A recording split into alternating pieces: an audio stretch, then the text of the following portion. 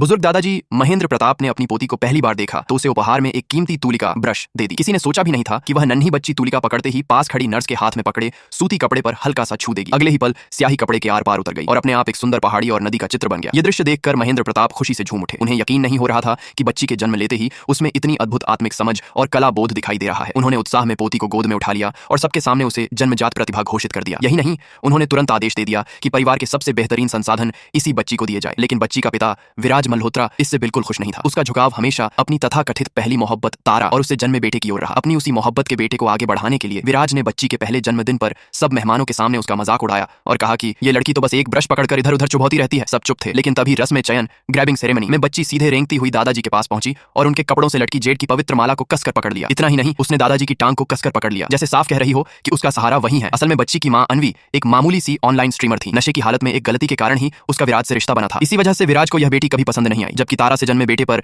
वह जान छिड़कता था। अपने पिछले जन्म में यही लड़की अपने पिता का प्यार पाने के लिए बचपन से ही खुद को साबित करने में लगी रही। उसने पढ़ाई, मेहनत और त्याग सब कुछ किया, लेकिन उसकी हर कामयाबी तारा के बेटे की शोभा बढ़ाने का जरिया बनती चली गई। आखिरकार वही माँ बेटा उसे कार से कुचलकर मार देते हैं। मरते समय ही उसे सच्चाई समझ आती है। जिस दुनिया में वह जी रही थी वह दरअसल एक घिसी पिटी उपन्यास की कहानी थी। तारा का बेटा इस कहानी का भाग्यशाली नायक था और वह खुद सिर्फ उसकी चमक बढ़ाने वाली एक बलि पात्र नायिका। लेकिन किस्मत उसे एक और मौका देती है। वह दोबारा जन्म लेती है। इस बार अपनी माँ के 8 महीने के गर्भ में। इस नए जीवन में वह कसम खाती है कि अब वह भाग्य को अपने हाथों से बदलेगी। कुछ ही दिनों में अनवी और तारा दोनों की डिलीवरी होने वाली होती है। लेकिन पक्षपाती पिता विराज तारा के इर्द गिर्द ही मंडराता रहता है और अनवी की ओर देखता तक नहीं। लड़की जानती थी कि तारा के बेटे की तथाकथित प्रतिभा सिर्फ कहानी की कृपा थी, असली योग्यता नहीं। इसलिए उसने फैसला किया संघर्ष की शुरुआत गर्भ से ही होगी। उसका पहला कदम था अपना जन्म इतना असाधारण बनाना कि सब पर भारी पड़े। जैसे ही नर्स अनवी को डिलीवरी रूम में ले गई, बच्ची ने खुद गर्भ में अपनी स्थिति बदल ली। नतीजा यह हुआ कि 1 मिनट से भी कम समय में अनवी की सहज और सुरक्षित डिलीवरी हो गई। वहीं दूसरी ओर तारा की हालत बेहद खराब थी। वह एक दिन रात तक तड़पती रही, जान पर बन आई और अंत में भारी रक्तस्राव के कारण उसे आईसीयू में भेजना पड़ा। पूरा अस्पताल कहने लगा कि अनवी की बेटी तो